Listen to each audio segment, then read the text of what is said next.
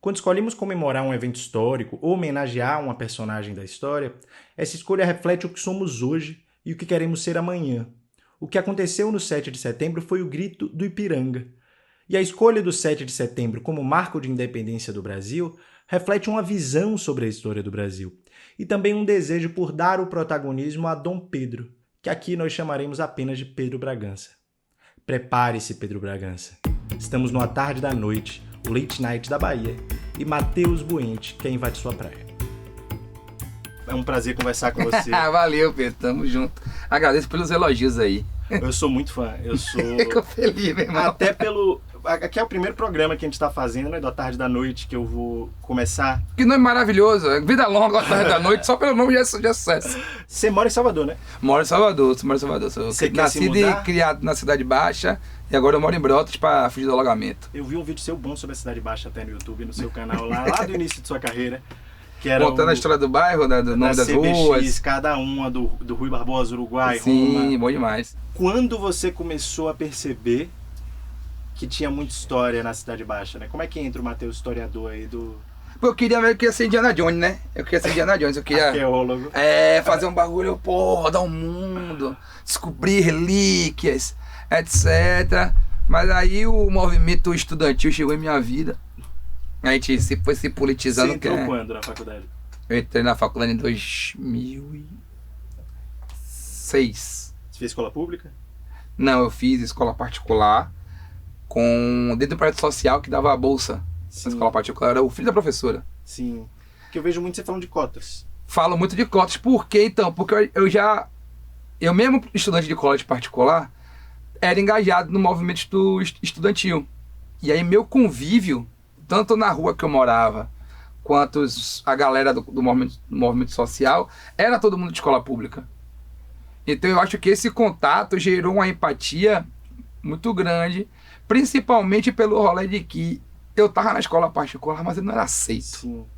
Meus melhores amigos não são da escola particular. Você era o bolsista que... Não tava ali, meio que eu tava com essa galera que era parecida comigo, eu não tava com os duros da escola.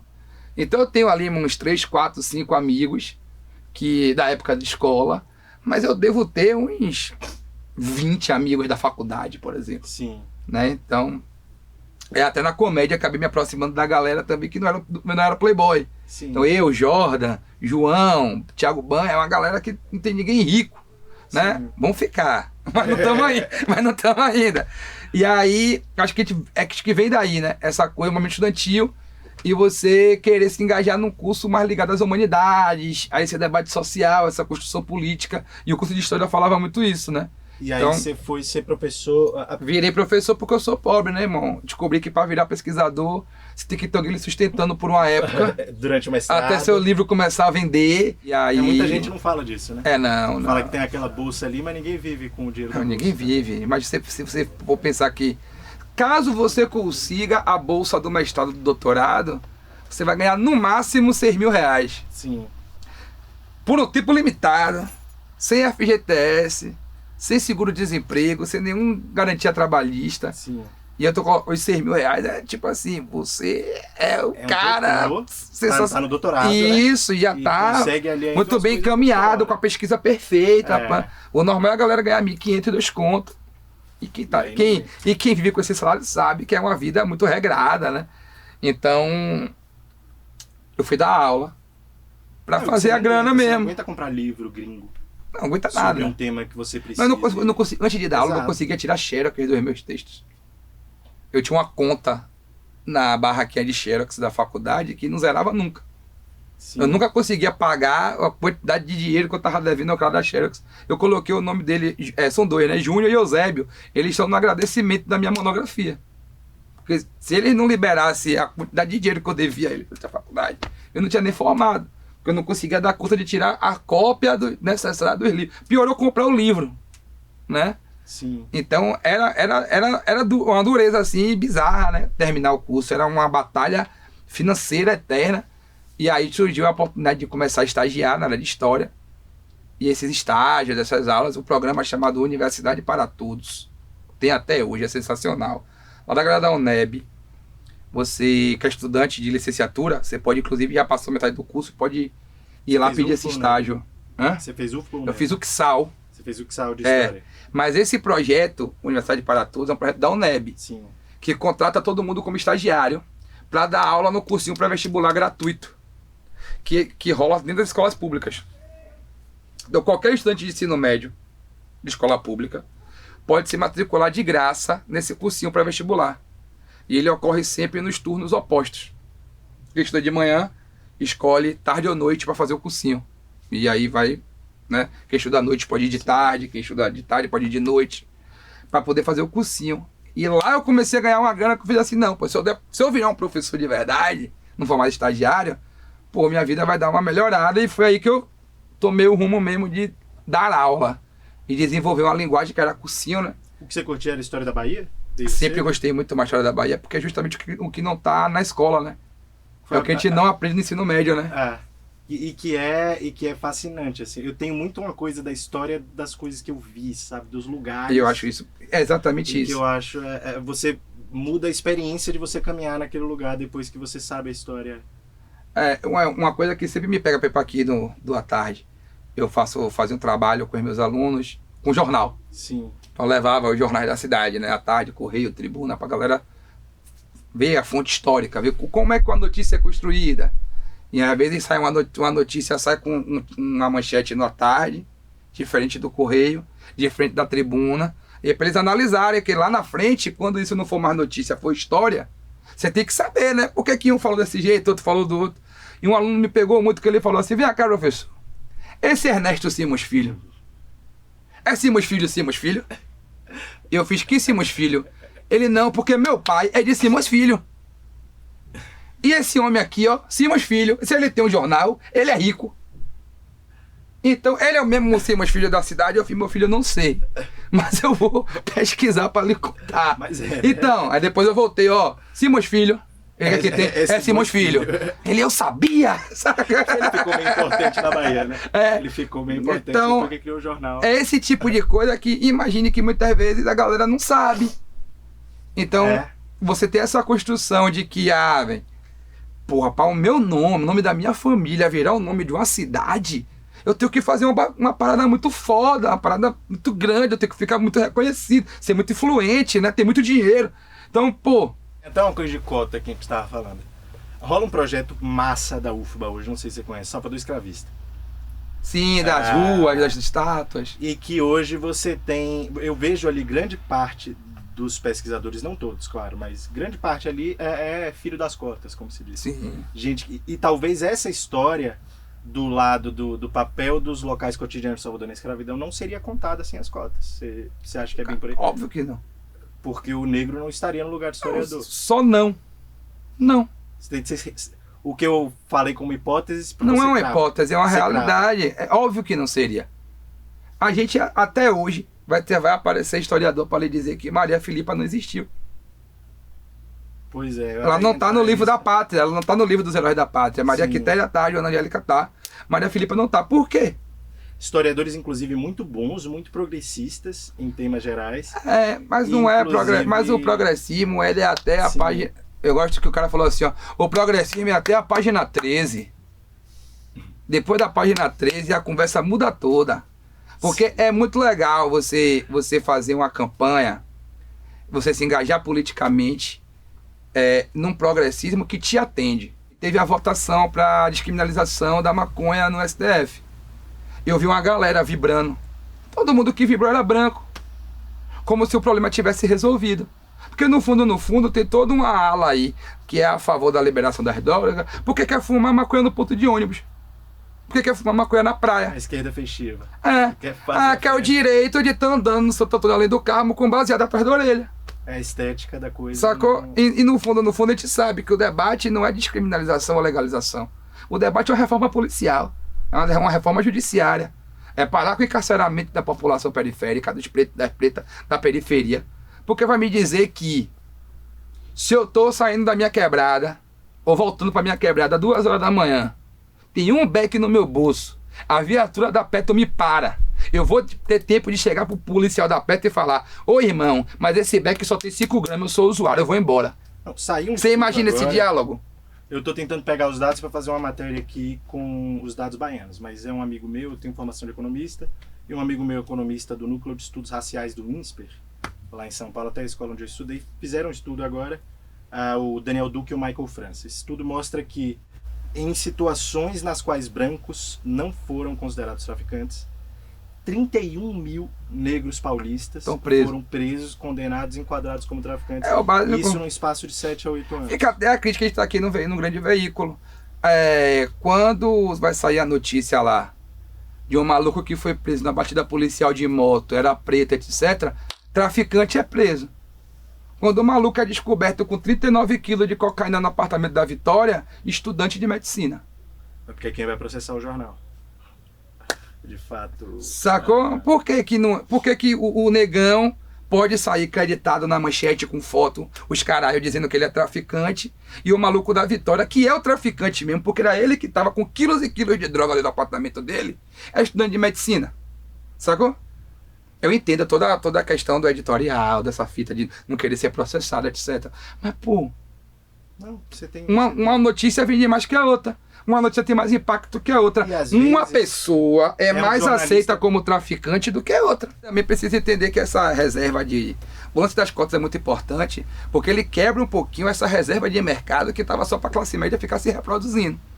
É a maior falha de mercado do Brasil. Eu, como economista, digo, a maior falha de mercado do Brasil. Inclusive que estudei num lugar bastante elitizado, lá em São Paulo, assim, onde os filhos de empresários, até essa universidade que eu citei agora, essa faculdade que eu citei agora, assim, é muito fácil o acesso para certas pessoas a lugares que são muito incríveis. Assim. Para o cara que é playboy, para ele estudar com o economista que criou o Bolsa Família, que tá lá, ele tem muito mais facilidade do que o cara que talvez tenha sido beneficiário do Bolsa Família. E esse cara que vai chegar lá e vai aproveitar, ele não vai nem conseguir aproveitar, justamente para ele não ter enfrentado uma concorrência tão pesada. E aqui eu não estou nem falando, é fácil entrar nessa faculdade, o vestibular é fácil, porque não é só o vestibular. O vestibular depois que a gente fica mais velho, a gente entende isso um pouco. O vestibular é um detalhe no bagulho. O bagulho é quem é que vai levar seu. E quem é que vai levar seu currículo para o maluco analisar depois? Porque assim, a vaga no telemarketing anuncia no jornal de meio-dia. A vaga para garçom, para pedreiro, para balconista, recepcionista, serviços gerais, anuncia no jornal. Jornal de meio-dia tá lá, o seu jornal favorito de notícia na televisão. Você vai ver lá, vai chegar o apresentador vai dizer assim, amanhã no comércio, ali na Avenida CM, vai lá levar seu currículo, porque o shopping tal vai inaugurar e vai contratar 400 vendedores. Vai contratar 1.500 telemarketing. Amanhã tem concurso para PM, 3.000 vagas. Para virar jornalista do à tarde, tem que botar o currículo na mão de quem? Para virar apresentador de televisão, tem que botar o currículo na mão de quem? Para trabalhar de engenheiro numa grande construtora, tem que botar o currículo na mão de quem? Porque não anuncia a vaga no jornal. Não sai nos classificados. Vaga na melhor agência de publicidade da Bahia. Traga seu currículo. Não anuncia. Então acho que para mim o grande lance da classe média é esse, sacou? Cotas dá uma quebrada porque dá a possibilidade de você, acessar esse lugar. Porque o cara que está na universidade, ele vai ter os colegas dele influentes, e se pá, ele consegue chegar. E melhor do que isso, dá a possibilidade de você ter uma agência de notícia, de publicidade, de produção periférica para concorrer com a tradicional. Que para mim talvez seja onde gera a maior rusga, a maior batalha, a maior parte da luta de classes. Sim. Tá justamente no cara ver que ele estava acostumado a vender aquele job por milhares de reais e fazer do jeito dele, mega produção, pã. Aí aparece dois malucos da quebrada com um iPhone. Sim. E um mic de imã que ele comprou na Shopee e entrega o mesmo trampo. E cobra 1/10 do valor. E aí, irmão? Então, e aí, o que é que vai acontecer agora? Provavelmente o cara não vai querer baixar o valor dele. Provavelmente o cara não vai querer contratar os malucos lá da quebrada. O cara vai querer que os caras acabem. O cara vai ficar ressentido e voltar na extremidade. O cara vai querer que aqueles malucos não façam mais isso. É um grande ressentimento. Aí ela tem que ler Marilena Chauí. Mas tem até muita gente que mostra que esse tipo de ressentimento contra certas mudanças é muito influente em vários fenômenos políticos que a gente está falando pelo mundo. Mas, bom, já para a gente entrar um pouco mais na boca do gol. quem você admira mais, Maria Filipa ou Pedro I? Maria Filipa. Mas Pedro I Mas Pedro I merece nem admiração. Você não tem admiração? É um herdeiro, né? É igual ser fã das filhas de Silvio Santos. Mas ele é o que entrou pelo que a gente estava falando aqui, né? Pedro I entrou na UFBA, ele tinha ali a credencial de eu vou mais longe, social, sabe? O pai de Pedro I tinha dinheiro para pagar o curso que ele quisesse, na faculdade que ele quisesse. Sim. Ele nem fez vestibular. Sim. Sacou? O pai de Pedro I é o cara que comprou a Unifax e botou o filho dele lá para fazer o que ele quisesse. A proporção mas é essa. Ele tinha credencial de respeitabilidade social. Não tinha, ele tinha dinheiro para comprar a respeitabilidade que ele precisa. Sacou? A gente precisa entender que Pedro I ele é um eco da colonização. Na real, o Brasil vai começar a querer virar Brasil quando os militares dão um golpe da República e acabam com essa monarquia que era uma cadeira real portuguesa. Né? Sim. Dom Pedro I. É completamente diferente, é uma coisa que muita gente não para pensar, mas a independência do Brasil é completamente diferente por causa de 1808 e 1822, né? Perfeito. 1808, enfim, você vai a vinda da família real ao Brasil, em 1822, o Grito do Ipiranga. Até por isso... A gente era metrópole, de certa forma. Não na prática. Então, mas isso. Na teoria a gente era a capital do Império. Não, a gente era a casa do imperador. Sim. Porque o dinheiro, os grandes investimentos, as mudanças estruturais foram todas feitas em Portugal. A reforma do Rio de Janeiro só acontece porque Dom João VI queria se sentir mais parte da Europa. Caso contrário, o Rio de Janeiro ia ficar lá do jeito que era. Salvador ia ficar do jeito que era. Salvador é um lugar... eu adoro história econômica também, até por isso eu queria muito conversar com você hoje. Na área de economia, inclusive, sempre o que me fascinou foi história econômica. E uma coisa que me fascina aqui é o que se criou ali nos anos 1600, em Salvador, Recife, ali no início, era uma coisa muito nova para o mundo. Foi ali a primeira atividade econômica intensa não vou nem fazer um julgamento assim de tinha escravidão, etc, porque não é esse o foco aqui. Agora, a gente não conseguiu investir aqui essa riqueza que se produzia aqui, porque ela voltava toda. Isso tem dados hoje que mostram que assim era algo como a gente, no caso Salvador e Recife, lá do século XVI para o XVII, sustentava todo o império, e você não tinha um investimento em infraestrutura, um legado que fica aqui, porque era uma lógica de colônia. Mas era uma lógica de você chegar lá, tirar tudo. Mas se o dono... E Salvador é formado assim, isso é na gênese dessa cidade. Se os grandes fazendeiros da soja moram em Miami, a lógica persiste. O Brasil não tem um polo industrial, por quê? Porque o nosso capital é todo especulativo. Você tá ligado, você é economista, não vou nem também aqui daqui a pouco, né? Vamos se meter na área do outro. Mas a gente sabe, o dinheiro não fica aqui por quê? Por mim se mete. Porque que não tem um plano nacional de desenvolvimento baseado em industrialização, em abertura de vaga no nível superior amplo, para todo mundo fazer faculdade, formar um bocado de dinheiro. Parar de formar pedreiro e formar um bocado de engenheiro. Engenheiro que sabe virar uma massa. Quando os portugueses chegaram aqui, é interessante, eles encontraram índios que sabiam muita coisa de biologia, de conhecimentos assim, que para o mundo foram fantásticos. É importantíssimo você falar isso, viu? Não se criou uma universidade, porque não era lógica. É uma coisa que assim, na nossa cabeça de 2024, quando a gente olha, pelo menos eu quando olho para o início de Salvador, eu penso muito isso. A lógica não era de um Estado que representava os interesses da população, e que ia ali tentar gerir a comunidade e representar essa comunidade. Não, era um grupo de pessoas que estava aqui em Salvador para garantir que as pessoas daqui não se revoltassem e não atrapalhassem o esquema que mandava a riqueza para lá. Na verdade, assim, para o centro, né? Não existiu a mínima O preocupação. movimento colonial, ele é todo baseado no racismo. Todo baseado no racismo. Na questão de vamos desumanizar essa população que é diferente da nossa, para que a gente consiga ver essas pessoas apenas como mão de obra. Tipo, como quem compra um cavalo para puxar uma carroça. Nada disso sequer foi cogitado. Porque o grande objetivo dos monarcas europeus era acumular a maior quantidade de riqueza possível, para ter o melhor exército possível, para depois fazer a mesma coisa que eles faziam aqui na África e na Ásia com os países vizinhos.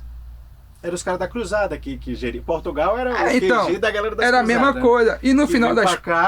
E no final das contas, esse raciocínio, quem faz essa análise é um sociólogo, historiador, antropólogo africano chamado Frantz Fanon.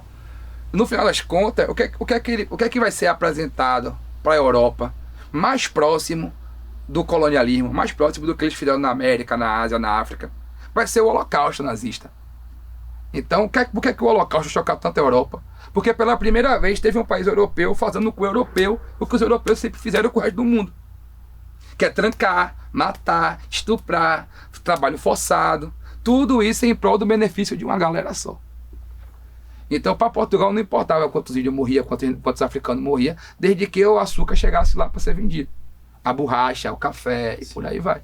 Então, é importante ter essa clareza e pensar aqui, que independência foi essa que manteve no poder o mesmo cara, filho do outro lá, que patrocinou essa matança toda?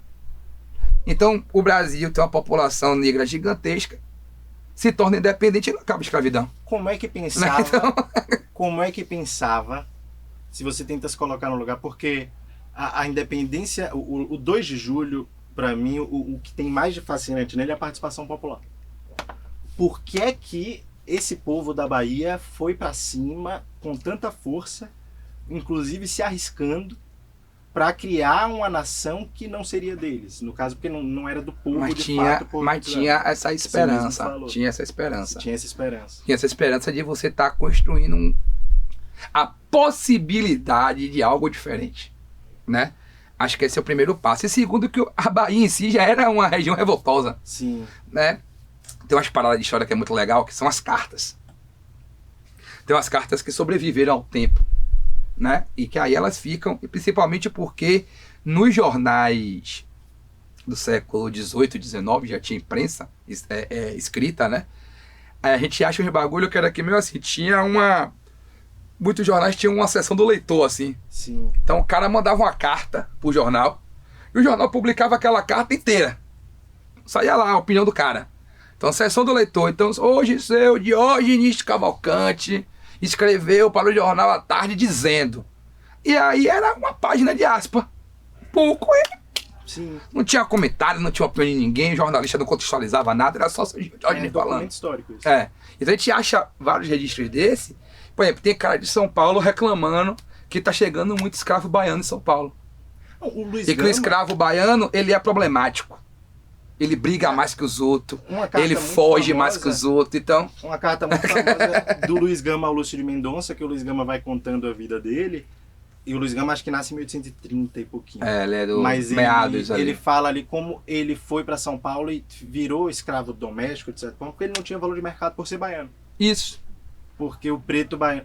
É a época do que chegam ali essa onda de Yorubá, Malê, eu não sei, não, tem uma última onda, eu sou ignorante. Os malês são da primeira vinda. Tô me colocando aqui como mas aí também tem que pegar o recorte de região. Mas chegou uma geração de escravos que tem, eu já ouvi muito, e sou bem ignorante, mas tem uma geração de escravos não, né, de escravizados africanos que vieram para cá ali no século XVIII, XIX, que eram presos políticos, e que tinha um sentimento de orgulho e até de escolaridade média superior ao, na verdade, ao pessoal daqui. Assim, isso sempre teve. É por conta, aí tem que voltar numa análise de origem, né? Sim. Tem que pegar os portos africanos, de onde saíram essas pessoas, e tentar resgatar a origem dessa galera, porque a maioria não era daquele porto. Eram povos que foram conquistados, anexados, muita gente condenada a uma pena muito dura na sua prisão lá do seu país. Então, sei lá, o cara dava um vacilo no reino de Nzinga lá, cometia um crime hediondo, muito provavelmente a pena dele seria ser escravizado, que para o povo da África era pior do que morrer. Era mais digno tomar um tiro, cortar a cabeça, do que ser colocado no navio negreiro. Era mesmo um bagulho que eles tinham essa coisa de que, tipo assim, não, é seu pior destino. Seu pior destino. A pior coisa que pode acontecer em sua vida é você entrar no navio negreiro e ir embora, né? No Benin tem um monumento que é um portal preservado, profundo, né? Que eles chamam do Porto Sem Retorno. Até hoje o nome do lugar é Porto Sem Retorno, da onde as pessoas só saem. Ninguém nunca voltou de uma viagem daquela. Então é muito pesado a gente ter essa perspectiva. Porém, quando a gente olha para a história da independência da Bahia, a gente vai ver que era uma galera que Eu brinco, eu tenho um show sobre 2 de julho. Eu brinco que eu digo até que Maria Quitéria fez tanta questão de lutar na guerra porque ela foi a primeira feminista do Brasil. Porque Maria Quitéria pensou, vão me dar um revólver. Eu vou chegar lá, só vai ter homem. Não tem tiro que eu erre. Todo tiro que eu der tá bem dado. Vai acertar alguém que merecia morrer. Sabe? Então, porque eu também acredito muito que tinha toda uma questão da análise histórica que a gente não consegue entrar, que é o que as pessoas estavam pensando na hora. Sim. É isso que eu fico tentando entender. Mas eu penso muito no negão que tem o histórico de escravidão e que tem a chance, velho, de dar uma facada num branco, com aval de outro branco. Vai lá e dá uma facada nele que eu lhe defendo. Faz sentido. Pra mim faz todo sentido o cara aí, só pela vontade de descontar o murro.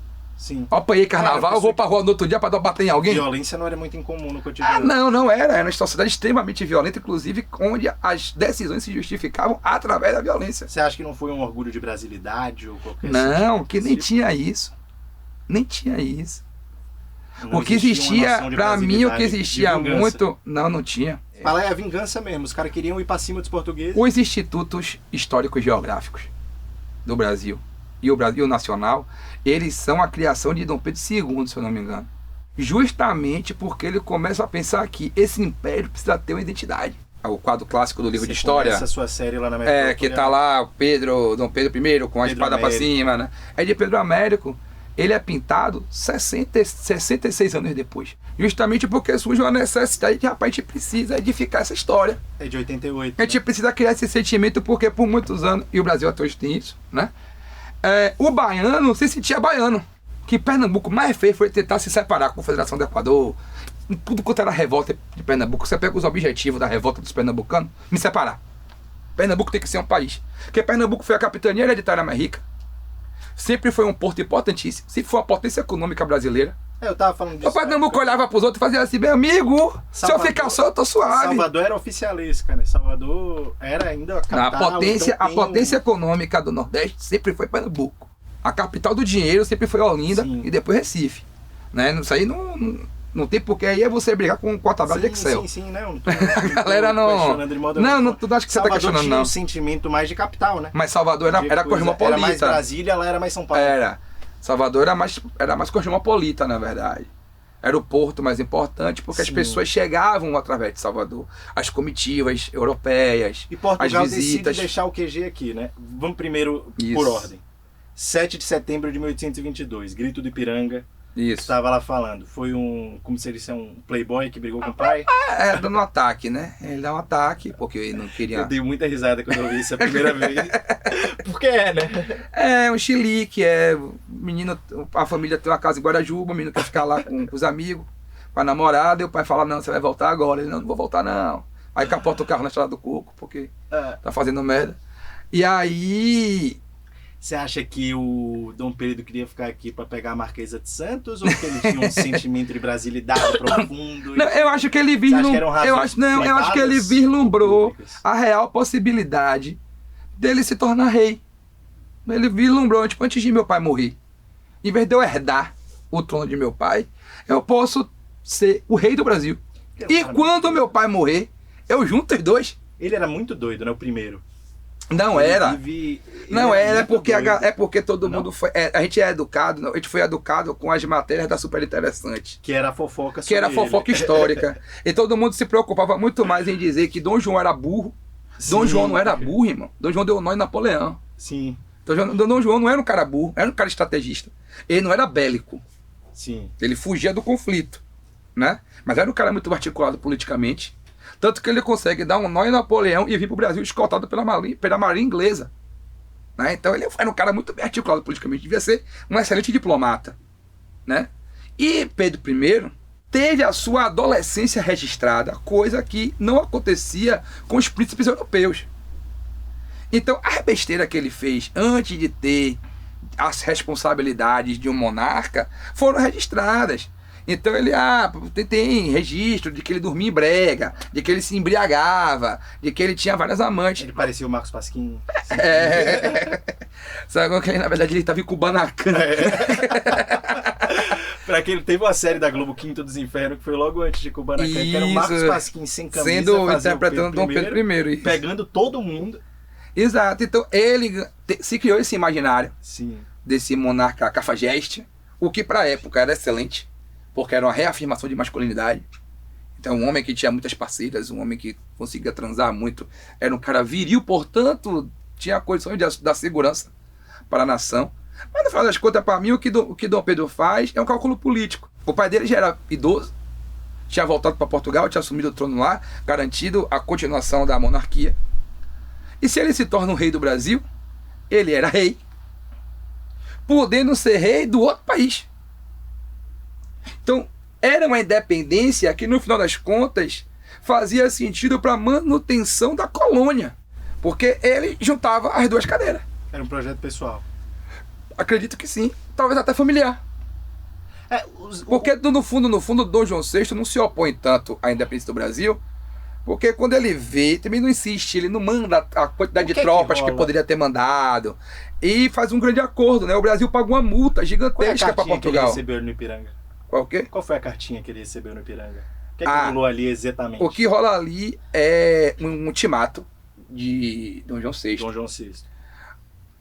Acerca de uma decisão que Pedro tinha que tomar. Volta agora, senão eu vou ficar puto. Ou ele volta e devolve ao Brasil o status de colônia, ou ele leva à frente o processo de independência. Não podia mais ele ficar no Brasil, dando autonomia para o Brasil, enquanto que as cortes portuguesas exigiam da família real o retorno do Brasil ao status de colônia, porque era a colônia, era a posse de Portugal. Então não faz sentido que o príncipe herdeiro fique no Brasil, sem ninguém saber o que é que ele está fazendo, certo? Enquanto que, então, como o príncipe herdeiro está lá, tem que ser toda uma atenção ao Brasil? Não, o príncipe herdeiro volta, o Brasil vira uma colônia, com administração técnica, de exploração, com o controle desse dinheiro, porque não vai ficar nada mais lá, porque a família real não está mais lá. Então o imposto, o recolhimento do ouro, volta tudo para Portugal.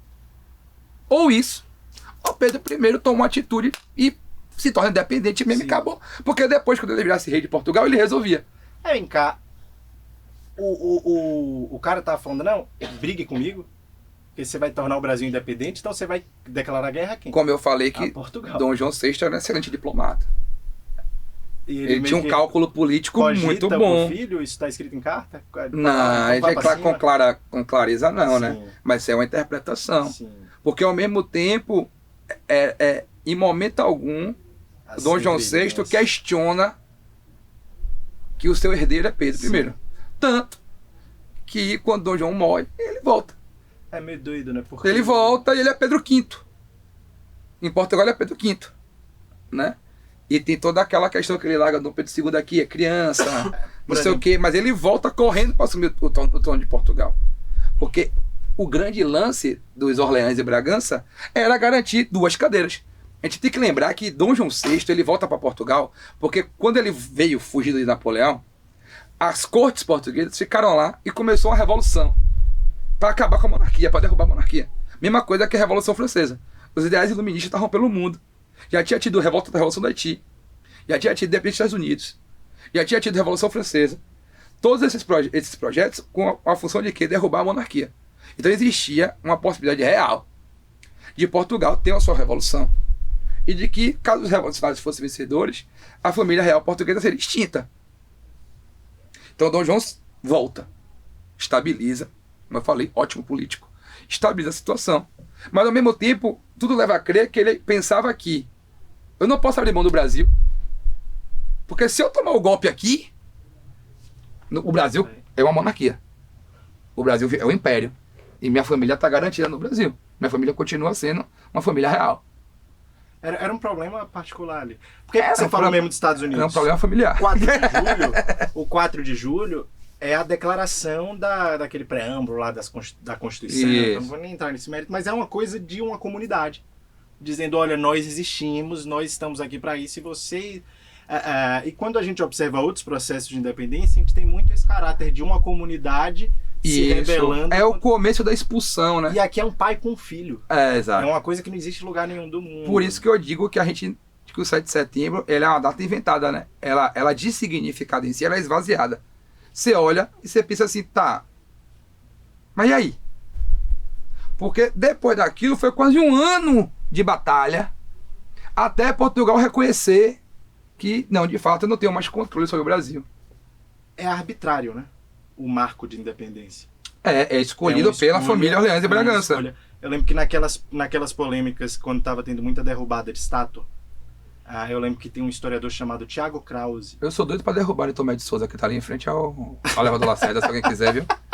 Sou doido pra derrubar ali.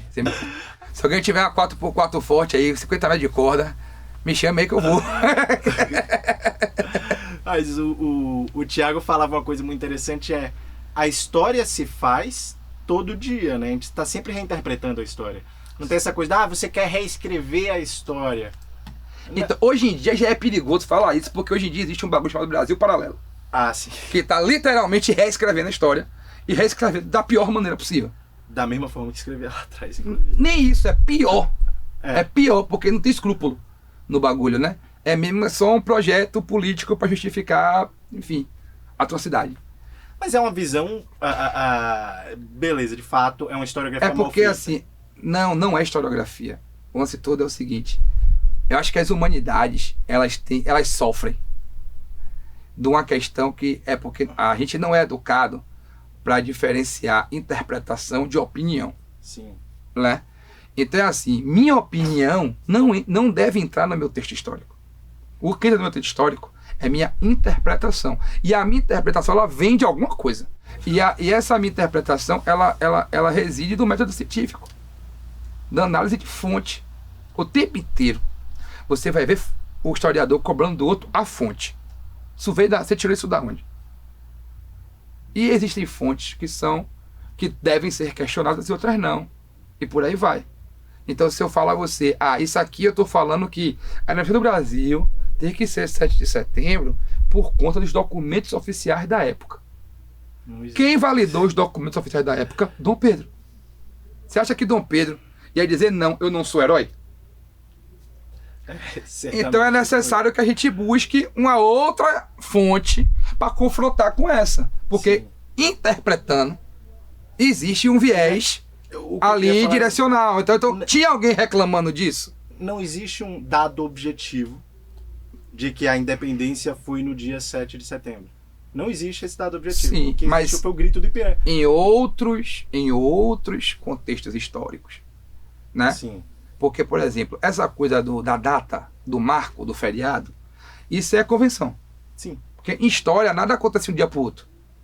Então a gente pode marcar aqui. O processo de independência do Brasil se inicia oficialmente no 7 de setembro. Que é o momento que o chefe de Estado... É o momento que o cara fala que vai sair na mão. Porra! Bote sua base. Tá ligado? Você tem condições de sair na mão comigo? Que hora que foi que brigou? Brigou no 7 de setembro, certo? Esse processo vai ter um outro acontecimento marcante, que é o encerramento dele, que é a expulsão das últimas tropas portuguesas do Brasil. As últimas tropas portuguesas do Brasil saem da onde? De Salvador. Quando? 2 de julho. Os caras começam ali 7 de setembro, tem a briga de pai com filho. O cara declarou guerra ao pai mesmo, né? Declarou guerra a Portugal. Ele não ia morrer, nem o pai ia morrer, sabia disso. Por isso que é tranquilo declarar guerra. Por isso que nunca é um peão que declara guerra, é sempre um coronel. E aí os portugueses falam o quê? Falam, vamos tentar retomar o Brasil a partir de Salvador? Não, os portugueses fazem o seguinte. As cortes portuguesas reagem ao pedido de independência do Brasil na perspectiva de o Brasil pode até ficar independente. A parte que não presta. A parte que a gente não está usando pra porra nenhuma. Nem que também a gente não tem grande perspectiva de que vai dar alguma coisa. Que era o Sudeste todo. O Sudeste, ele tem o destaque dele por conta de Minas Gerais. Só que Minas Gerais é uma economia extrativista. Era ouro. Portugal sabia que em algum momento o ouro ia acabar. E ali no século, no final, no meado, né? No início do século XIX, ainda não era aquele lance. Minas Gerais já não era mais aquele lance. Já era uma parada tipo assim, tá acabando o ouro. E tinha um algodão muito forte, né? Que era importante pros ingleses. Só que o que às vezes a gente se confunde no lance da... O algodão era aqui no Nordeste. Tem um bagulho que eu não gosto muito de trabalhar em sala de aula, que são os ciclos econômicos. Eu também acho... Por que eu não gosto? Porque ele tá plantando cana no Nordeste até E hoje. acabou na história econômica. Na historiografia econômica, isso acabou assim, completamente. Só que a gente foi educado nessa onda. Então, na cabeça da gente, fica aparecendo que plantou cana, e aí quando acharam ouro, parou de plantar cana. Sim. E que quando começou a plantar café, parou de ter ouro. Ou de que a economia era só isso. Uma coisa que os historiadores econômicos estão descobrindo cada vvez mais é que você tinha isso tudo só era considerado, existe um ciclo da cana, porque era a parte visível. A primeira Constituição do Brasil tem o apelido de Constituição da Mandioca. Não é a Constituição da cana. É porque para o cara ser considerado cidadão apto a participar do processo eleitoral brasileiro, ele tinha que ter uma renda de X alqueires de mandioca. Não era X alqueires de cana-de-açúcar. Porque o Brasil inteiro plantava mandioca. O Brasil inteiro não plantava cana. Então, o que alimentava o brasileiro era mandioca. Sim. Então, a produção que tinha que ser garantida era da mandioca, não era da cana. Grande parte da produção era para o mercado interno. Era a comida que chegava na mesa. Sem moeda. Era a comida que chegava na mesa. Foi assim que o brasileiro começou, inclusive, a ser desse jeito meio... Desenrolado, né? Desenrolado foi ótimo. Desenrolado mesmo. E talvez por isso o baiano seja especialmente... Isso, então a gente... E aí, nesse contexto lá do século XIX, o Nordeste, ele estava com o seu parque agrícola instalado, funcionando, algodão lá em Pernambuco, dando dinheiro, tabaco aqui, né? algodão, tabaco, cana, os produtos do sertão, Sim. né? Tava tudo sendo produzido. Couro. Então, tinha a elite aqui já era mais receptiva. Tinha um porto fortíssimo no Ceará, né? Se você for pegar geograficamente, era muito mais perto. Chegar e sair de Fortaleza do que de Salvador, do Rio de Janeiro. Sim. Então tinha uma parada muito bem estruturada no Nordeste. Economicamente, o local mais estável da colônia era o Nordeste. Eles apostaram. Eles não queriam o Sudeste, então? Não que eles não queriam. Eles iam deixar lá pro... Se a gente for perder alguma coisa, o que a gente não pode perder? O Nordeste. Deixa lá Pedro brincando com o Sudeste. Deixa ele lá na casa de boneca dele.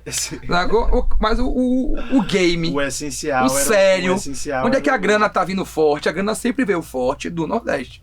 E vem cá, aí então, tanto que você vai ter batalha pela independência aqui, em Pernambuco, no Ceará, em Belém, muito importante no Pará, até que no Piauí, Pirajá, né? que é a Batalha do Genipapo, que é uma chacina, na verdade. Em Piauí. É no interior do Piauí.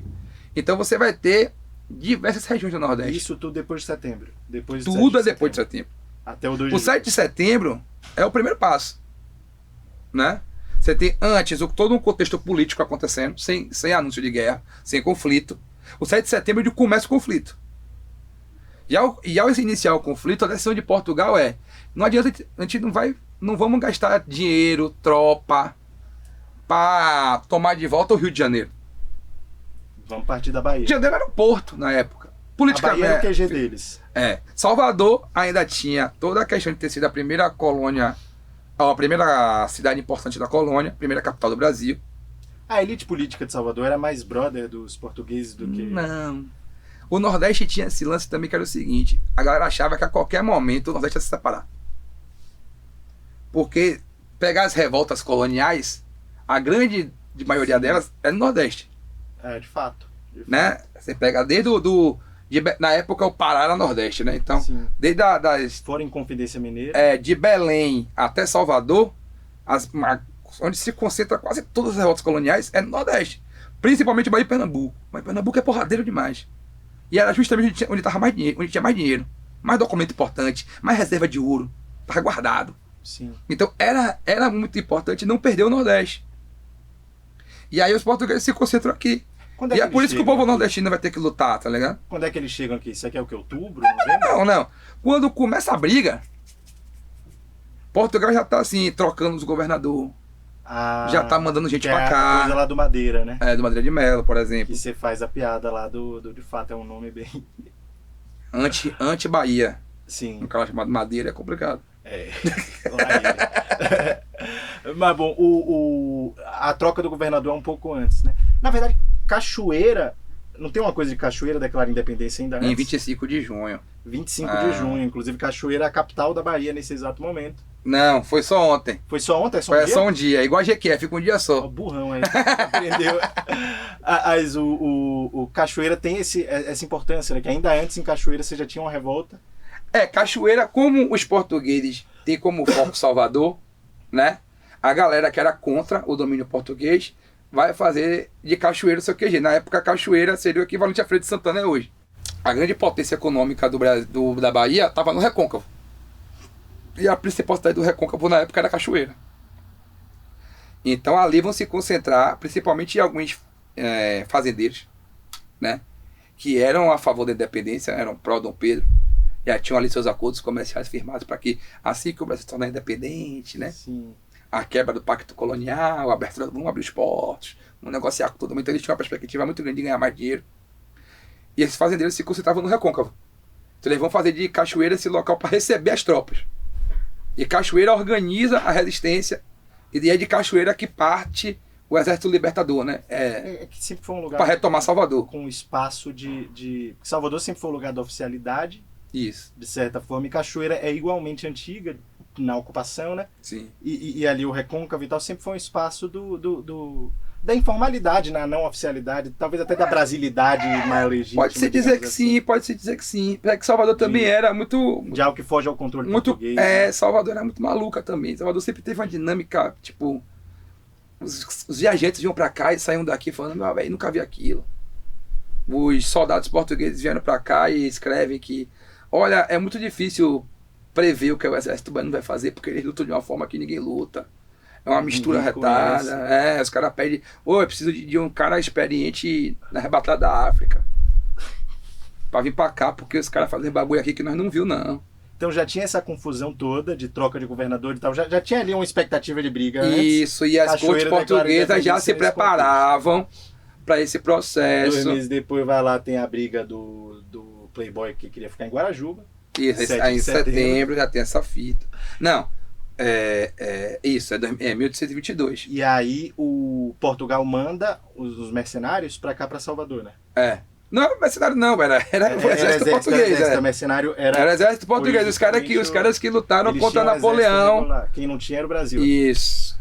E aí eles chegam, tem data de chegada deles? Eles vão chegando aos poucos. Vão chegando aos poucos. O marco... Com Madeira, né? É o TD1, né? Tem um TD1 ali em agosto, que é para apresentar Madeira de Melo pra galera, né? Ele tem um desfile. TD1 é uma procissão, na verdade, né? Sim. Só que aí os naquela... jogaram... Porque a galera deu pedrada nele. Porque a galera era a favor do governador antigo, né? Aí deram pedrada em Madeira de Melo. E aí que ele resolve, de fato, ocupar Salvador, invadir mesmo. Sim. Aí ele pega as tropas e manda tomar tudo, né? E sitiar a cidade, que é durante o processo, durante esse processo que Joana Angélica, por exemplo, morre. Joana Angélica é a mártir da independência. Ela era soror, né?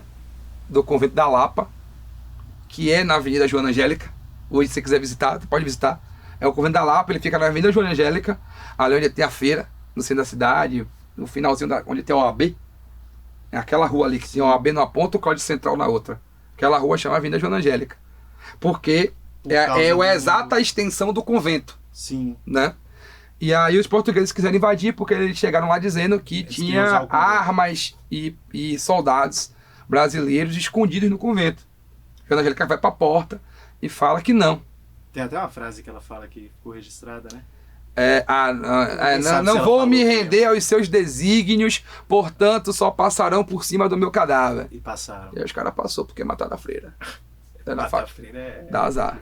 Dá azar, todo mundo sabe que dá azar matar a freira. Essa freira saiu doidona. Matar a freira, sair pra beber com o Bruno de Luca e visitar o Titanic e submarino. 3 coisas que dá azar. Mas qual foi que deu na freira? Quem era essa mulher? Então, ela era uma mulher corajosa e que muito provavelmente ela estava se opondo tipo, ela queria manter o convento dela fora daquela confusão. Porque no fundo, a ordem religiosa mudava muito pouco. O Brasil ser independente, não ser independente. Ela estava ligada à Igreja Católica. A Igreja Católica está aí até hoje. Ela não queria que o convento fosse invadido. Muito provavelmente ela devia ter muito medo de estupro. Dos caras agarrarem, pegarem as freiras para fazer alguma perversidade, né?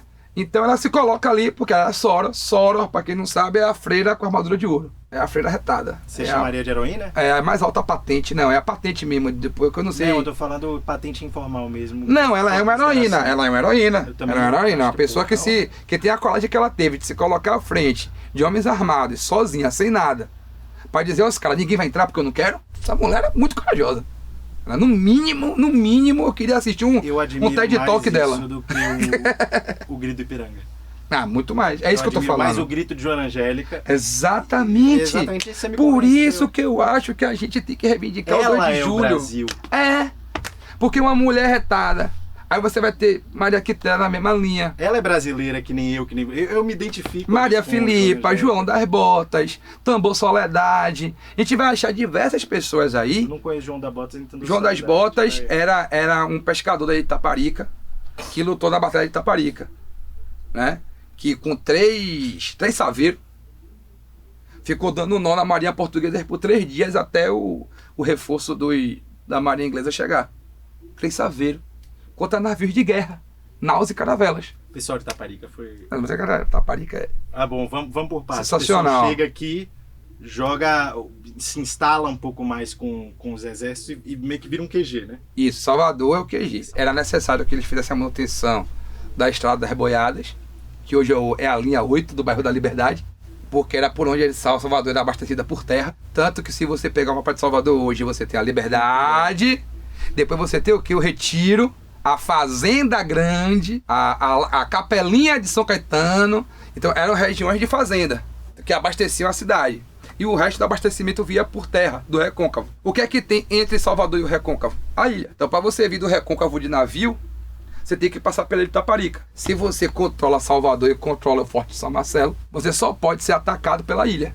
Então eles tinham que tomar a ilha, né? Então, o grande lance dos portugueses, para garantir que Salvador não seria território brasileiro, era ocupar a capital e garantir as linhas de abastecimento, para que aí pudesse ir chegando reforço, eles preparando as tropas. Cerco, né? Que é uma manobra militar meio sair de lá.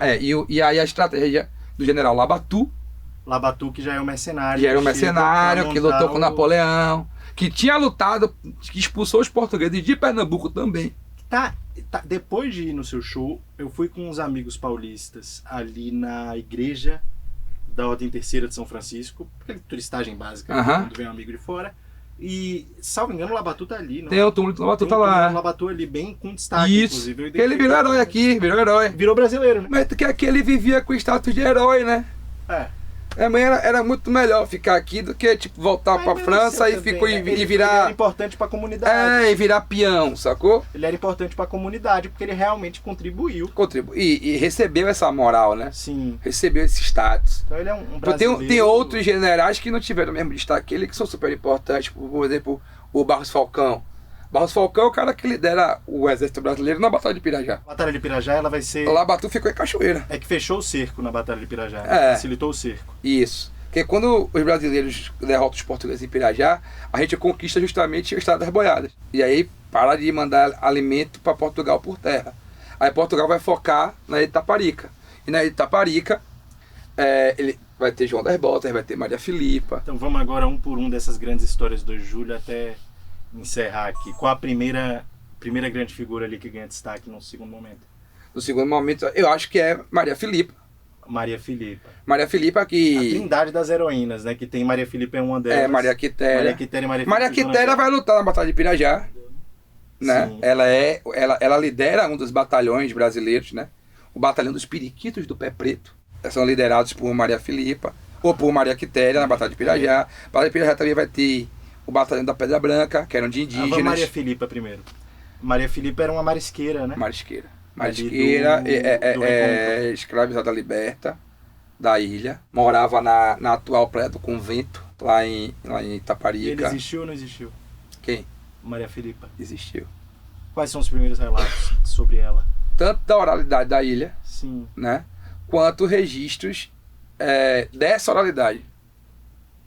Eu acho que o mais interessante da gente fazer a análise de Maria Filipa é parar para pensar que, mesmo após a independência, Maria Filipa permanece como oposição. Porque no fundo, o que Maria Filipa e a galera dela estavam lutando era pelo fim da escravidão. E o Brasil se mantém escravocrata. Moradora da ilha, né? Então, na ilha, ao que tudo indica, viveu uma mulher chamada Maria Filipa, que era marisqueira, que morava na rua do convento. E aí você começa a encontrar registros da existência de uma pessoa que corrobora com a oralidade que o povo da ilha sempre teve, sabe? Então, é uma mulher importantíssima, mas que carregava diversas características de quem a gente não entrega para nenhum herói. Você acha Pobre, que esses critérios que preta, se exige masculinizada. é um apagamento? Com certeza. Maria Filipa talvez seja... Tem eu gente acho que Maria tá- Quitéria é muito curiosa. Tem gente Essas que três são muito porque não, mas incríveis. Maria Filipa, Quitéria tem uma fita, ó. Joana Angélica, ela era da igreja. Tudo da igreja é extremamente documentado. Esse trio de heroínas é incrível, assim. Eu acho que esse trio representa... Isso aí é muito forte, porque Maria Quitéria, ela era extremamente documentada porque ela era freira. E tudo da igreja católica é muito guardado. Eles têm arquivo próprio. Sim. Para pesquisar a igreja, você só não descobre aquilo que a igreja não quer. Ele não lhe mostra. Mas provavelmente o documento existe, né? Maria Quitéria, ela tem um lance que é o seguinte. Até pra quem é de fora, né? Quando o Brasil se torna independente, no ano seguinte, 1823, vem pro Brasil uma duquesa, acho que alguém da família real inglesa, uma mulher lá resolveu ser repórter. Ela chamada Maria Graham. Maria Graham, ela resolveu rodar o mundo, porque ela não queria casar. E ela resolveu rodar o mundo descobrindo grandes figuras femininas. Chegou no ouvido dela que na independência do Brasil uma mulher lutou. E ela veio para a Bahia entrevistar Maria Quitéria. E essa entrevista rodou o mundo. E aí ela... Porque ela escreveu um livro contando a história dessas grandes mulheres pelo mundo que ela visitou. A Joana d'Arc da Bahia. E aí ela pau. História bastante Inclusive, parecida, dentro do livro de Maria Graham, tem um capítulo de Joana d'Arc e tem um capítulo de Maria Quitéria. Então Maria Quitéria sai nesse livro. E se torna inquestionável. Sim. Porque se na Inglaterra estão dizendo que ela é foda, não tem por que o Brasil ficar dizendo que não era. Então aí você tem, né? Todo um registro, porque a mulher era jornalista boa, inclusive, Sim. porque faz a apuração sensacional, tá tudo registrado. Onde é que ela nasceu, onde é que ela crescia, como foi a vida dela, tá tudo lá no livro. Então você tem ali uma fonte histórica muito difícil. Uma jornalista. Uma mulher branca. Exato. Como Maria Quitéria. Veio uma mulher de lá, é isso que eu tô falando. Então você tem Pra uma pessoa valorizar, às que vezes, tem tem uma que ser pessoa que vai identificada. ser defendida pela Igreja Católica, outra pessoa que vai ser defendida pelo Império Inglês, na figura de um membro da família real inglesa.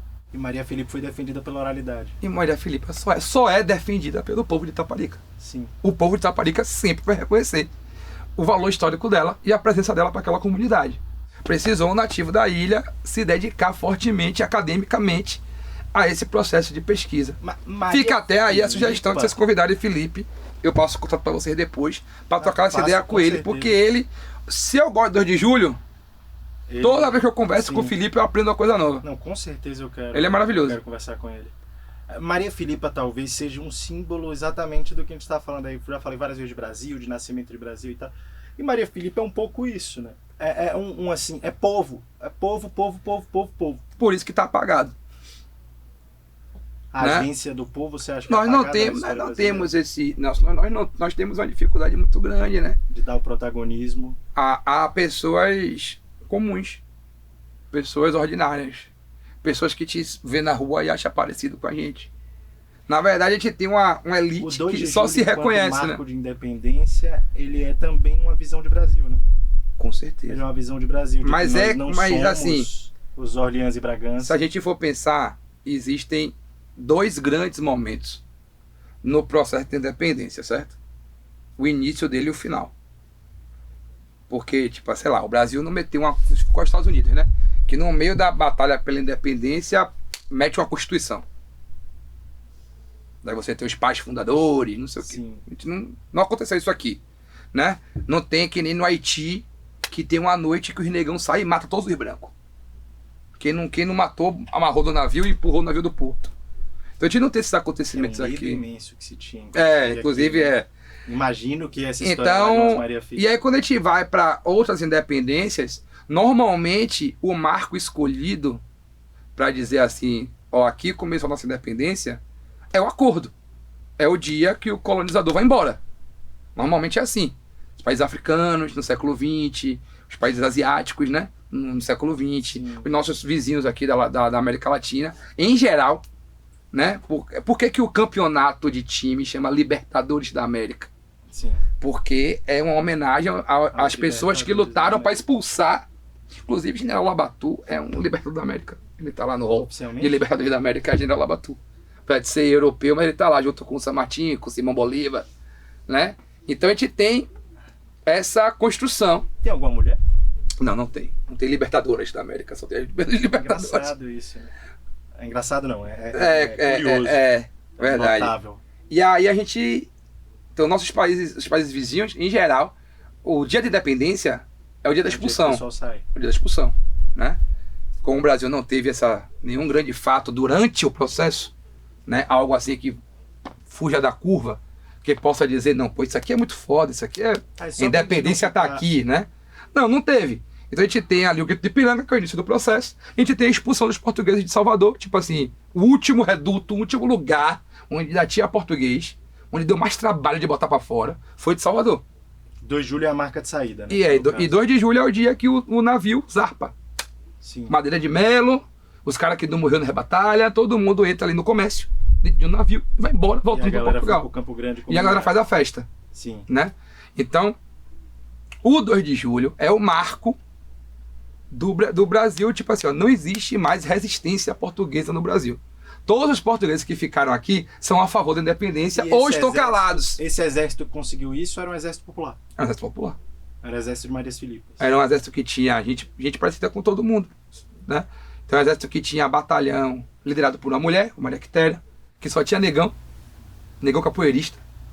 Tinha um batalhão da Pedra Branca, que só tinha indígena. Como é que era a história dos capoeiristas? Tinha os encourados de Pedrão, é uma cidade do interior daqui da Bahia, Pedrão, que era uma cavalaria só de cangaceiro. É o Brasil, Não de cangaceiro, não, de vaqueiro, não tinha cangaceiro ainda. Brasil, pô. Aí você vai olhar o sertanejo herói na cavalaria. Sim. Você tem o indígena lutando, e lutando de arco e flecha, lutando como o indígena lutava, não é um indígena vestido de europeu lutando. Você tem um batalhão de pessoas negras libertas. Você tem os negros no exército formal. O caboclo são todos eles? O caboclo são os indígenas. A mistura, né? A galera, o brasileiro com cara de índio, que não é só índio, ele é filho de um europeu, ele é filho de um negão. Ele tá ali esse cara é o caboclo, né? Mas talvez por isso tem que se colocar como independência da Bahia. Será que o Brasil está preparado para ter um caboclo como herói? Uma Maria Filipa? Mas o Brasil deveria, né? Porque em que lugar do Brasil não tem um caboclo? Em que lugar do Brasil o caboclo virou até idade religiosa? Pois é. Né? Porque pratica aí o candomblé da Umbanda, para quem tem essa coisa, essa ligação ao espiritismo, né? Você Garrincha era um caboclo. O caboclo é uma figura essa figura de sabedoria, de experiência, que lhe dá coragem, que lhe incentiva, que lhe diz verdades. Então a gente tem uma relação, a sociedade brasileira. Ele era indígena muito próximo, né? Ele era muito. E aí com muitos são. Eu também tenho. Caboclo era raça também, né? No século XIX, quando alguém ia registrar você racialmente, você podia ser registrado como caboclo. É a cara de fato dos brasileiros comuns. Exato. Por isso que eu sempre faço essa reivindicação no 2 de julho, enquanto data oficial da independência. Porque é dentro desse processo que a gente pode se reconhecer. A independência deixa de ser algo distante, passa a ser algo próximo. Todo mundo se enxerga. Vai ter um cara lá parecido com o João Gomes na luta da independência. Vai ter um cara parecido com o Ailton Krenak na Batalha da Independência. Vai ter um cara parecido com a minha mãe. Vai ter uma mulher parecida com a sua mãe. Vai ter uma mulher parecida com a mãe de quem está assistindo. Sabe? Não, porque tem mulheres, brasileiro tem homens, mas tem homem de tudo quanto é lugar, tem mulher de tudo quanto é lugar, tem marisqueira, tem pescador, sabe? Então, meu irmão, tá todo mundo... Agora assim, não tem playboy. Não tem playboy lutando. O próprio Labatu, se a gente for olhar friamente, era um trabalhador. Um cara que foi contratado para entregar um job. Tá ligado? Labatu tá rateando um frila aqui no Brasil. Eu queria também sair um pouco do lado metodológico e falar do que as pessoas fizeram. E existe uma pessoa que aí é uma história que explode a cabeça de todo mundo. Você já sabe até de quem eu vou falar de Dom Pedro, porque tem a carta que ele conta a história que o sujeito tá vivo, né? Que é o corneteiro. O corneteiro Lopes. O corneteiro é muito doido, né? Rapaz... Sabe-se nada dele. Não. Eu tenho eu tive um colega na faculdade chamado Harrison. E Harrison, de vez em quando, ele vinha com as coisas na aula que era meio assim. Mas aí também foi cagada, né, irmão? Aí o cara jogou pra cima e caiu no lugar certo, né? Porque tem coisa que não dá pra prever. O que a gente tem, além da carta do Dom Pedro, a gente tem um registro de Barros Falcão. Pra quem não sabe, uma rua lá em Brotas, que passa na frente do Cosme de Faria, mas não entra. Porque Cosme de Faria era preto e Barros Falcão branco, né? Então, divide bacana. E aí, tem uma carta de Barros Falcão, que Barros Falcão é o general que dá a ordem de recuar. Sim. Labatu não foi para linha de frente. Batalha de Pirajá. Isso. A batalha fundamental para conseguir consolidar esse cerco de Salvador. Perfeito. Impedir que as tropas portuguesas tivessem abastecimento. Você corta as linhas de abastecimento e você está com meio caminho andado. Ótimo. Os brasileiros estavam em menor número. Isso. Iam perder fácil. Provavelmente iam perder. Tomar uma porrada. Eis que do nada começa a tocar a música. Em determinado momento, música. A ideia era o seguinte: tinha uma guarnição portuguesa ali na altura do Largo do Tanque, na entrada do bairro da Liberdade. Sim. Né? Protegendo a estrada das Reboiadas. Foi quando a batalha exatamente? Em novembro de 22. Novembro de 22. Então tava lá essa galera. E o exército brasileiro dava pau a pau com os portugueses que estavam ali. Sim. O problema é que tinha tipo assim, 2.000 para 2.000. Mas tinha 5.000 portugueses em Salvador. Sim. Sobre aviso. Sobre aviso de que, tipo, se der uma merda, vocês correm ou pro mar. Sim. Ou pra terra, né? O plano de Labatu era: vou surpreender os portugueses. Aí eu tomo os canhões, tomo as barreiras e viro ao contrário. Aponto para Salvador. Porque é uma estrada, vai vir pouca gente, eu pico bala. Reforço ali. Toda vez que eles tentarem sair por terra de Salvador, eles vão ser atacados. Sim. Eles só vão ter a opção de se trancar nos muros da cidade. O plano de Labatu era esse. Ele aí monta a estratégia.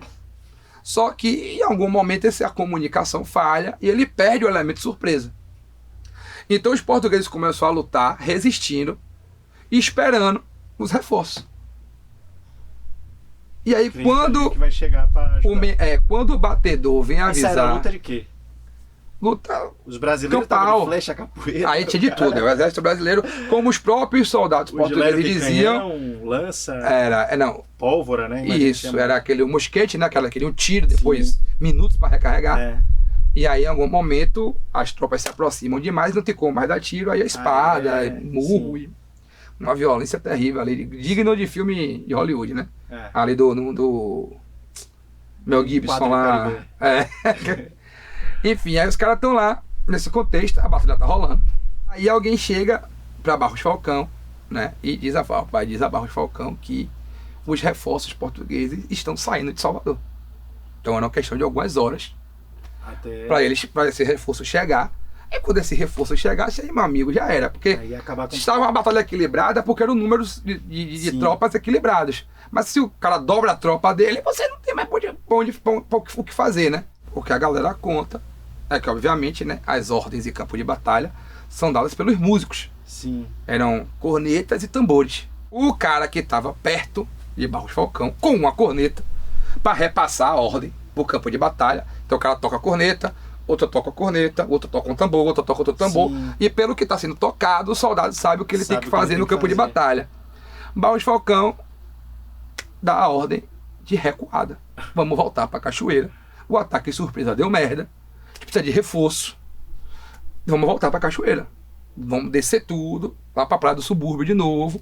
Falcão era o subcomandante da tropa. Entrar nos Saveiros e voltar para Cachoeira, porque Labatu estava em Cachoeira. Sim.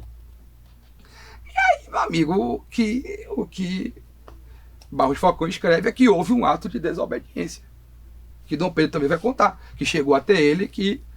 que é a história que chega em Labatu. Essa carta de Dom Pedro para Labatu, alguma coisa assim? É meio que isso. Ele perguntando se é verdade, isso aconteceu também. Tem uma coisa, ele pergunta se é verdade. Não tem um registro oficial do que é que passou na Só cabeça. Tem carta. Ele tocou avançar e degolar. Ele tocou avançar e degolar os inimigos. E os portugueses ficaram com medo. E aí a tropa brasileira ganha uma injeção de ânimo. Ninguém entendeu nada.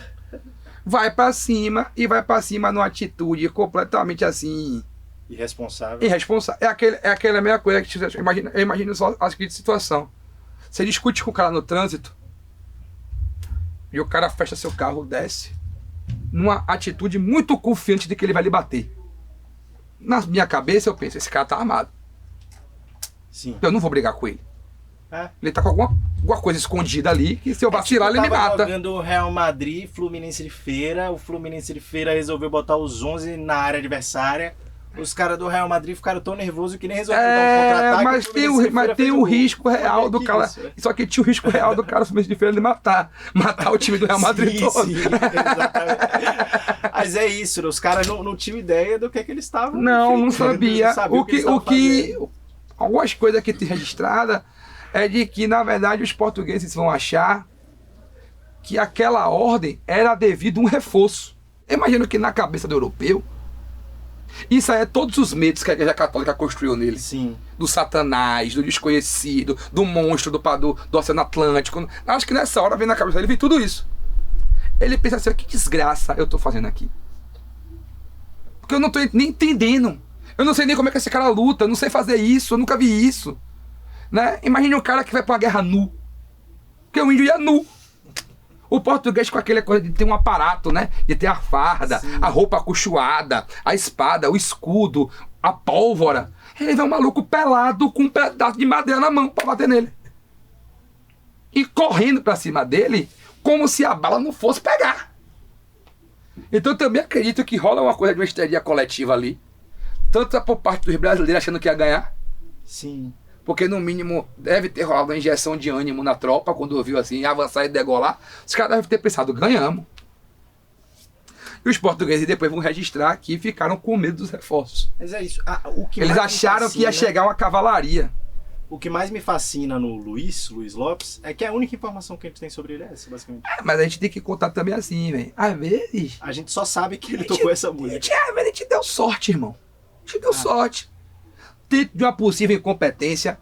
Não é? A penicilina não foi inventada porque o sacana esqueceu o vidro no laboratório, era para ter jogado fora, não jogou fora, saiu de folga. Quando ele voltou, ele, meu Deus do céu, o que é isso aqui? Quando ele foi olhar, era a penicilina. Devia ter uma... Né? Então... Esse sentimento de vingança que você falou faz muito sentido. O Lopes também naquela, né? Tipo assim, quer saber de hoje, já tô aqui mesmo, que se foda. Mesmo sabe? Não sei. É uma coisa de tipo, não vai sair daqui. Isso aqui não, que irmão, a gente vai resolver hoje. Vamos resolver esse bagulho hoje.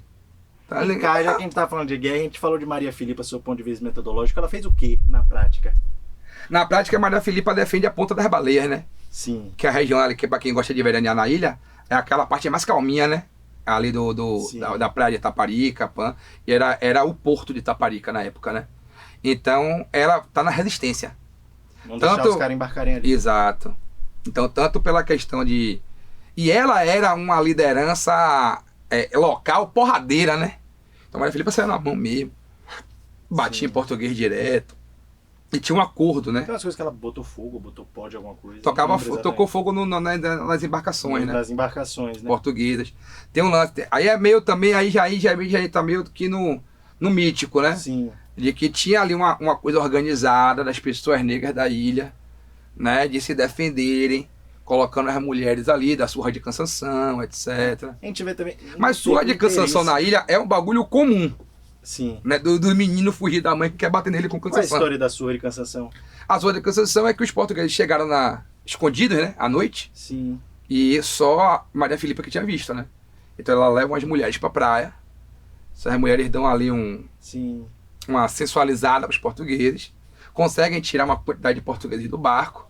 E aí, ao se aproximar delas, achando ali que era um sexo fácil... carnaval, inclusive.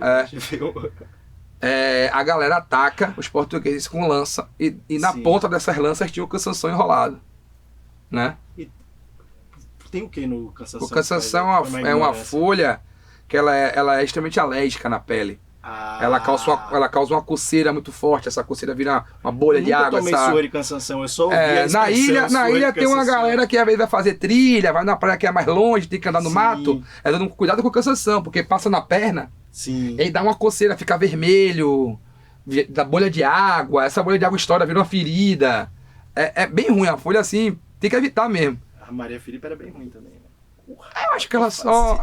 Eu chamo isso de reparação, né? Eu sei, reparação histórica. Tem uma maldade ali que... Tem. E aí deixou os caras na beira da praia, amarrado. Sim.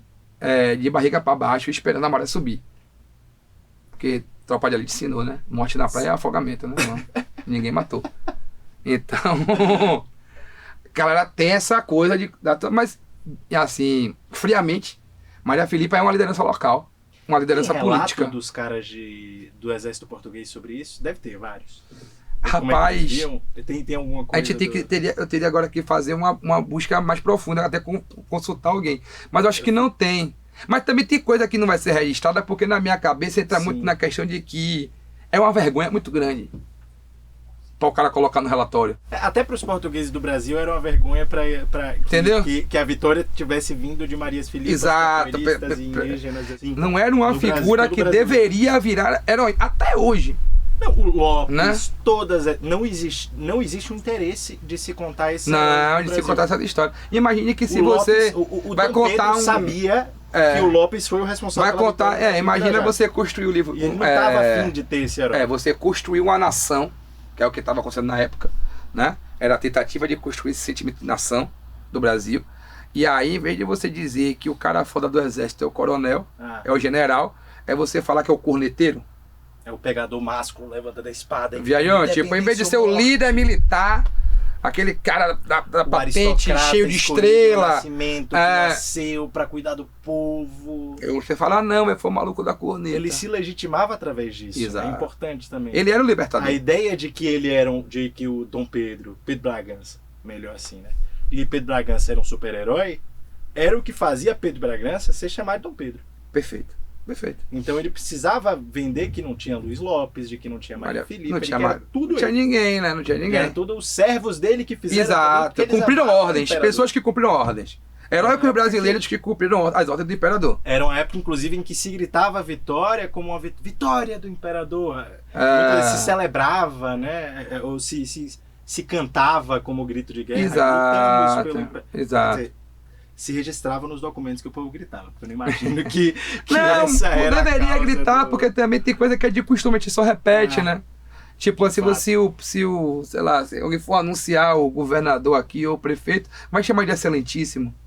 Então vamos lá. Tá? Não que ninguém ache que eles são de fato excelentes. Sim. Não necessariamente você tem que achar o governador excelente para chamar ele de excelentíssimo, né? Então, por exemplo, se estiver lá na Câmara, se for, sei lá, encontrar o Zé um deputado Trovão, qualquer, você vai chamar ele de Vossa Excelência. Do seu ponto de vista cultural mais amplo, você tem uma das bases da cultura brasileira, assim, é o mito da Bahia, da cidade da Bahia, de certa forma, que é muito ligado. Agora, eu acho que aqui em Salvador a gente tem muito mais a noção de que essa cidade da Bahia mítica que existe em Salvador, que eu acho que em grande parte é verdade, mas ela depende de Taparica, Cachoeira, Santa Amaro. Claro! A gente aqui tem essa noção muito mais clara, né? Tem nem dúvida. Que o Recôncavo e Taparica são o bastidor dessa cidade da Bahia. Pra mim, o mais legal do 2 de julho é que ele, mais uma vez, vem com a bandidade muito forte, né? Porque 2 de julho, na real, é só o dia da festa. Sim. Não teve briga, não teve pau, não teve violência. Nada. Até hoje tem. Muita gente fala isso também, que eu acho fantástico. Aqui na Bahia tem festa do 2 de julho, festa real, popular, há 200 espontânea, e que não é o povo vendo um exército. Porque a simbologia um exército do desfilar na calçada. No 7 de setembro. 7 de setembro exatamente. Batendo palminha assim. Tiveram que criar, né? Tiveram que criar um segundo momento, né? Que é a parte da tarde ali no Campo Grande. Sim. Mas o da Lapinha até o Pelourinho, até a praça municipal, ali, meu amigo, não tem presença militar, é só a galera. Mas do seu ponto de vista semiótica mesmo, você vai, se você é povo no Brasil, você vai no 7 de setembro, você vai para aplaudir um terceiro. Sim. Se você vai aqui no 2 de julho, você vai para você ser parte da festa. Sim. Você vai estar ali na muvuca que nem o Lula. Você se enxerga. O Lula, quando vier, vai tomar umas cotoveladas. Ele tomou, inclusive, ano passado, tava lá, ele passou. Ele vai ter um segurança. E a galera tava mandando gritar, bola, Lula, adianta o lado, Lula. Não adianta, Lula, porra. Então é muito legal, porque justamente 2 de julho, ele é o dia da festa. Madeira de Melo se rende dia 1º, Lavatu dá a ele o prazo de um dia, pra ele ir embora, que é meio que ajeitar a mudança, né? Cata tudo seu, vai embora. E aí, quando os navios portugueses zarpam do porto, a notícia chega e aqueles caras que estavam protegendo as estradas boiadas, estavam lá no Largo do Tanque, sim, recebem a ordem de invadir Salvador, né? Então, ó, vocês agora vão tomar Salvador. sai daqui, vai pela Estrada das Boiadas até chegar em Salvador e ocupa a cidade, para a cidade voltar a ser domínio brasileiro. Só que como os caras sabiam... Passaram a ser, né? Como os caras sabiam que não iam ter uma batalha, nem enfrentar resistência, primeiro se providenciou um caminhão, uma carroça, na verdade, grande, né? Com de 4 a 6 tonéis de aguardente. Essa carroça foi na frente. Atrás, eles tinham tomado uma carroça portuguesa, que tinha uma indumentária portuguesa, né? E aí o pessoal diz que subiu ali um soldado que era muito querido e que tinha as características de um caboclo, descendente de indígena, que cantava. Esse cara subiu na carroça, começou a cantar, os caras foram tomando cachaça e a população ao redor gritava liberdade, liberdade, liberdade. E foi aí que a Estrada das Boiadas virou o bairro da Liberdade. Aí daí que vem o caboclo também. E aí daí que também que vem o caboclo. E aí eles fizeram aquele circuito pelo centro de Salvador todo até chegar na Praça Municipal, onde o desfile acabou. Porque ali ficava o Palácio do Governo, né? Então chegou na frente do Palácio do Governo, acabou o desfile, todo mundo bebo, soldados e população, porque a cachaça era open bar, né? Então todo mundo foi tomando cachaça junto, foi cantando, dançando para comemorar a expulsão dos portugueses. Dizem Júlio é muito bonito. Que esse dia foi tão bom que no dia seguinte os caras fez de novo. No ano seguinte, né? No ano seguinte, os caras, no 2 de julho de 1824, juntou mais outra galera, mais outra carroça de cachaça, mais outra carroça de caboclo para cantar. E fizeram a mesma coisa. 25, 26, 27, 98, 99, 1997, 2024. Estamos chegando aí. Mais uma vez, juntar todo mundo atrás da carroça E agora, em vez de ter a carroça de aguardente, tem os isopor, né? Da galera do ambulante ali para vender a cerveja.